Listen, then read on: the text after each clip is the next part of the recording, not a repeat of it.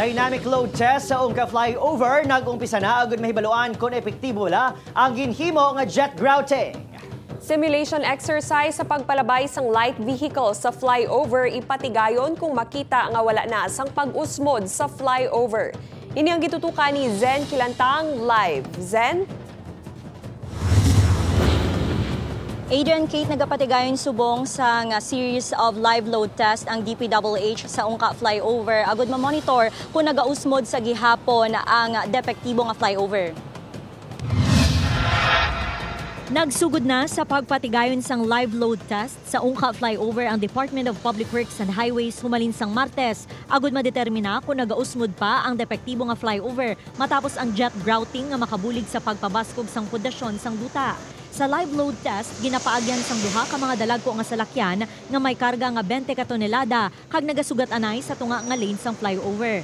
Ginahimo ini kun gabi agud hindi man magtugas sang huol sa lugar. Pagkaaga ginasikyar sang DPWH kun may vertical displacement o kun pag-usmod sa total structure sang flyover. Okay, monitor naman kagapon sang aga, wala man sang settlement, vertically and horizontally. Wala. So, hindi lang ang Pier 4, 5, 6 ang ginamonitor ta, kundi all throughout the total structure. Nagkanta kami kagabi sa third test naton, pero ang cycle gin-increase namon into 18 cycles. Ginkonsulta man sang ahensya ang third-party consultant antes ginpatigayon ang load testing. Suno pa kay Oropel, kung makitaan nga wala na gid man sang paghulag sa istruktura, magapatigayon ng DPWH sang simulation exercise sa diin paagyan sang light vehicles ang Ungka flyover. Agud masiguro nga wala na ini nagausmod. We will be using a light vehicles ipaagi naton simultaneous, wala untat for the last 3 hours duration. Wala untat sa gabi. Objective gasto na. Above the law, wala traffic. Tapos i-monitor ta.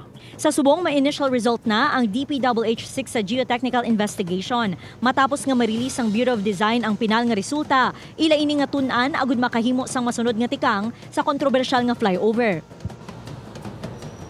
Kate, ginklaro sang DPWH nga bisang wala sang may makitaan nga vertical displacement sa Ungka flyover, sundon sa gihapon sang ahensya ang engineering intervention sang third-party consultant agod masunod ang rekomendasyon sa geotechnical investigation. Kate? Madamo nga salamat, Zen Kilantang.